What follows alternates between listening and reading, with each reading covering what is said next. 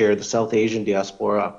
To be more specific, is the main target of transnational repression or foreign interference and organized crime, including what we just heard, extortions, actually the Sikh Canadian community? So yes, I mean, it is targeting the South Asian community, but what we've seen is there's specific targeting of pro-Khalistan elements in Canada, or members of the pro-Khalistan movement. And just for the follow-up, but we're talking about extortions, organized crime being used. We've, within the community, have seen that folks have been targeted in these incidents are not just people that are linked to the Khalistan movement or the Sikh self-determination movement. Are you able to share that the transnational repression occurring right now is going beyond just Sikhs connected to the Khalistan movement in some shape or form? So just in order to preserve the integrity of the investigations that are being conducted by our police of jurisdiction partners, I won't be providing any further details in regards to the specificity of those investigations. But what we've seen is from an RCMP perspective, is the use of organized crime elements. And I will say and it's been publicly attributed and claimed by one organized crime group in particular, which is the Bishnoi group. So that's what we're seeing here in Canada. And we believe that that group is connected to agents of the government of India. Thank you. Pour notre prochaine question, Mélanie Marquis, s'il vous plaît.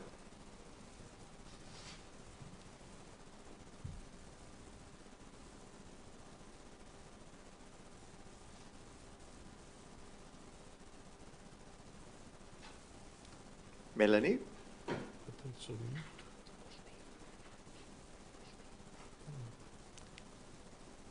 Okay, we'll go next to Samira Hussain, please.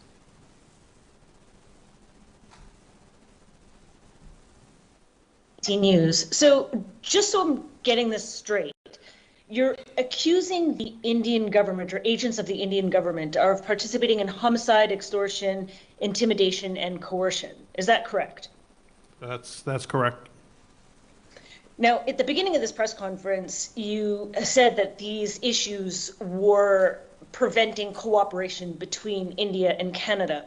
How is levying these accusations in this kind of way going to create a more fruitful avenue for the two countries to be able to cooperate? Well, I would say, Samira, the number one priority for us is public safety of Canadians across this country.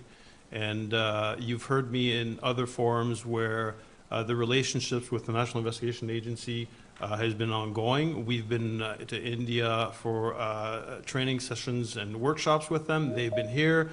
A relationship, you always have to build a relationship, and it's not because we're here in front of the cameras today that we're not going to keep working at building those relationships, because quite frankly what they want and we want is the exact same thing, is safety for Canadians across the country and safety for their own citizens within their respective country. Yeah. So as the Commissioner indicated, I mean, we've been working for years with our law enforcement counterparts in India on the violent extremism issue, both in Canada and India. Most recently, we've attempted to engage with our law enforcement partners to discuss that issue, but also to present the concerning evidence that we've uncovered through our investigations, which we've talked about today, but those attempts were unsuccessful. The Commissioner mentioned the Deputy Commissioner of Federal Policing's meeting over the weekend with Government of India officials. The outcome of that meeting was not what we had hoped. So coupled with the significant threat to public safety, why we're here today as a result of those unsuccessful attempts. We are open and would like to continue to work with our law enforcement partners in India, and we urge them to take us up on our offer. Just to follow up, I guess I'm wondering, why was this press conference happening today, now? I mean, it's Thanksgiving holiday in Canada. Why was this all coming out now? Thank you, Samira. It's all we've been working on this for quite some time, and the meeting that took place October 12th we did not meet the objectives that we wanted to make sure that we could collaborate and work together and ensure a safer Canada for our citizens. And we felt it was important, based on our investigations, what we're seeing, and the lack of collaboration, is to come out and make sure that we inform the Canadian public of what we're seeing and asking their assistance if they see anything or feel anything. We'll go next to Katie Nicholson, please.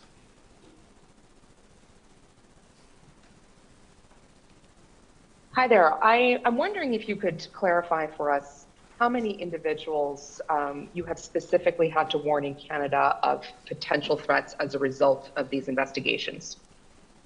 So since September 2023, 12, 13? At least a dozen. At least a dozen. So when you factor that in, that we're in October 24, that's quite a significant number of 13 people for duty to warn.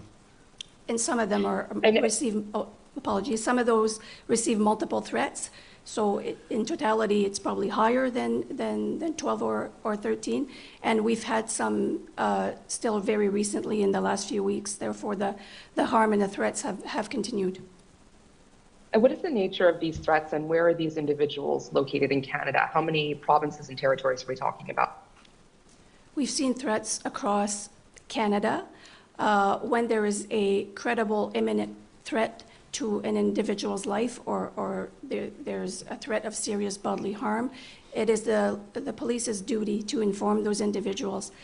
For privacy reasons and for the security of these individuals, I won't provide further details at this time. We'll go next to Laura Dillon-Kane, please.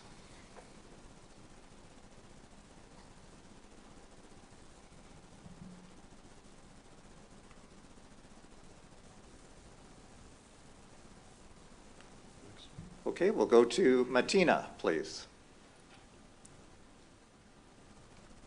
Hi, thanks so much. This is Martina Stevis-Gridneff with the New York Times.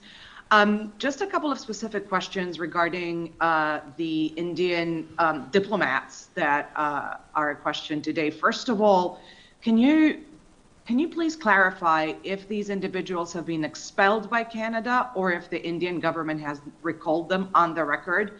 Additionally, can you say if these individuals have now left the country, and whether, as people of interest in your investigations, they would have been protected by their diplomatic immunity and therefore not participated in interviews or potential other, collaboration with the investigative authorities in Canada? I'm talking specifically about the diplomats today. Thanks, Laura. The question with expulsion, that would be best responded by our Government Affairs Canada, who are looking after that aspect. We are looking purely from a law enforcement perspective.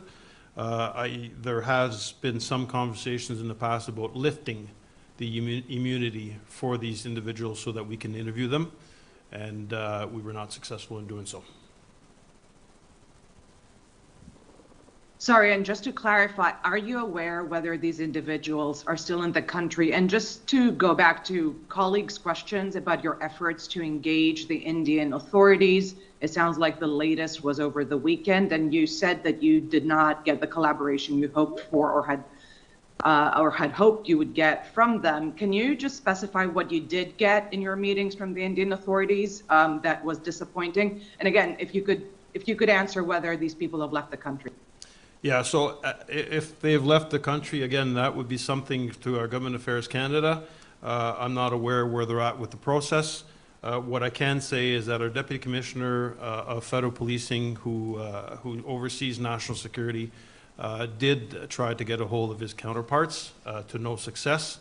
And we felt that the second best option is to join our National Security Intelligence Advisor to the Prime Minister, as well as Deputy Minister of Government Affairs, and a meeting with government officials from India in which our Deputy Commissioner plainly laid out the evidence that we had on some of the cases forward, and seeking the assistance and try and improve and work on a collaboration with them.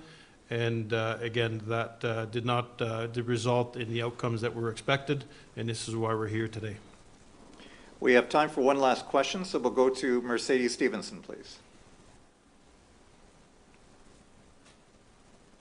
My question, I'm wondering what you can tell us about the organized crime groups that were involved here. I know in the past Iran has tried to recruit the Hells Angels. Was this a particular organized crime group? Were there multiple organized crime groups? What level and sophistication of organized crime have you seen? And to what degree has this been integrated into your murder and violent extortion investigations? Thank you, Mercedes. As there's ongoing investigations and prosecutions, I won't go into a lot of detail, but what I can tell you is that we've seen a number of criminal organizations that have been involved in the various criminal activity. I mentioned previously the Lawrence Bishnoi gang, which is a gang that's involved in extortions and narcotics originating from India.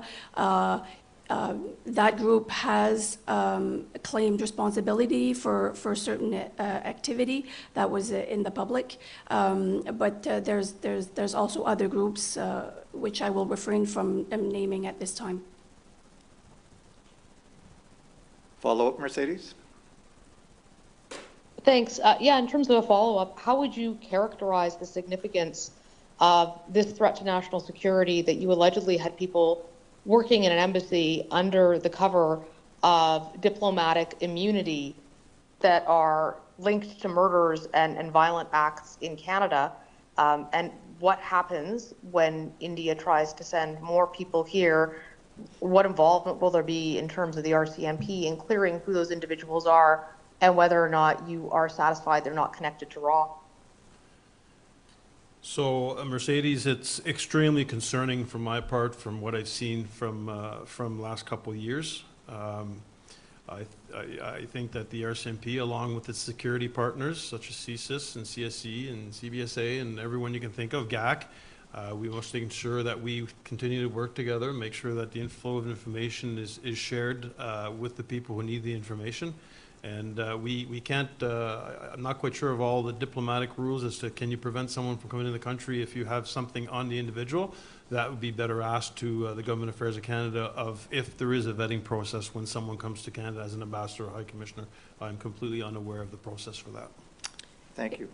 If I may add, it is extremely concerning. I mean, Indian diplomats and consular officials are here to protect the interests of their nationals that are based in Canada and their country's national interests as well, and not to be part of criminal activity or intimidation or coercion of these individuals. So we take that very seriously. That is, without a doubt, a contravention of the Vienna Convention on Diplomatic Relations, but also it goes against Canada's values as a society. Voilà qui met fin à la séance d'information aujourd'hui. Merci de votre participation. Si vous avez d'autres questions, vous voulez communiquer avec les relations avec les médias à la GRC. This brings an end to today's briefing session. Thank you for your participation. If you do have additional questions, please contact the RCMP Media Relations. Merci beaucoup. Bonne journée. Merci, everyone. Are we off? Y a-t-il des questions ou d'autres questions? Non. Y a-t-il des questions? No? Y a pas d'autres questions? Oh! Yeah, but don't use the mic. You can come here. Don't use the microphone. Well, just to clarify. Yeah, come. You mentioned, we'd love to have on camera if we can, is that okay? Well, we finished the press conference, so. Yeah. Okay. Well, we can talk. Okay. Yeah, you mentioned